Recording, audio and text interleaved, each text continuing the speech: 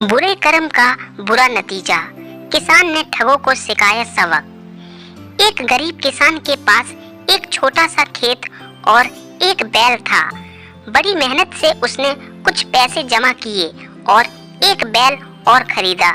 जब वह बैल खरीद कर ला रहा था तो रास्ते में उसे 4 युवक मिले।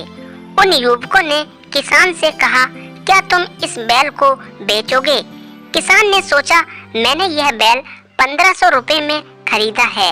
यदि इससे अधिक पैसे मिलते हैं तो मैं इसे बेच दूंगा और इससे बेहतर बैल खरीद लूंगा। उस किसान ने उन लड़कों को बैल की कीमत 2000 रुपए बताई। लड़के बोले, कीमत तो ज्यादा है, क्यों ना किसी समझदार व्यक्ति को पंच बनाकर फैसला करा लें। आप और हम यह वचन लेंगे कि जो भी कीमत पंच कहेंगे वह हम मान लेंगे।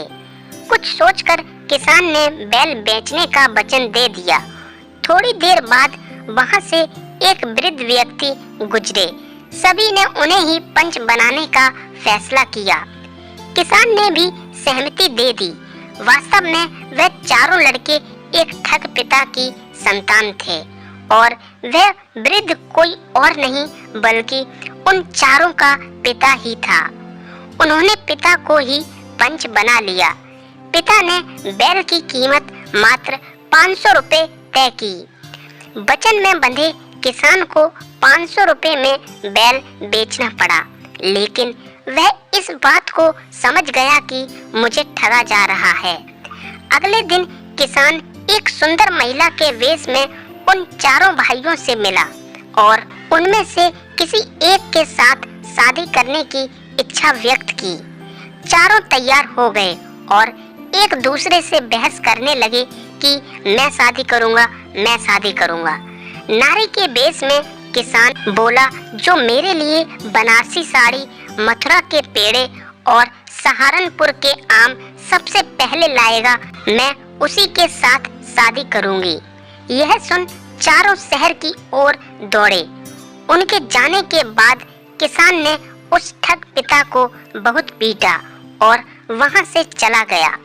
जब ठग के चारों बेटे वापस आए और अपने पिता को इस स्थिति में देखा तो मन कसोटते रह गए। वे कुछ नहीं कर सकते थे क्योंकि किसान का पता तो वह जानते ही नहीं थे। अगले दिन वह किसान एक वैद्य का वेश बनाकर उस वृद्ध ठग का इलाज करने पहुंचा और लड़कों को 4 जड़ी बूटी लाने के लिए अलग अलग दिशा में भेजा। लड़कों के जाने के बाद उस किसान ने उस वृद्ध को फिर पीटा और अपना बैल लेकर चला गया। जब चारों भाई लौटे तो पिता को और भी बदतर अवस्था में पाया। अब उन्होंने प्रण ले लिया कि कभी किसी के साथ ठगी नहीं करेंगे।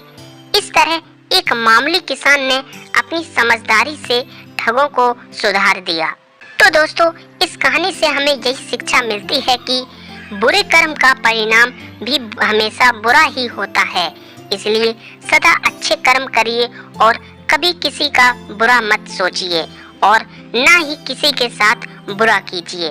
तो दोस्तों, इसी तरह की और अच्छी कहानियाँ सुनने के लिए हमारे चैनल को सब्सक्राइब जरूर करें।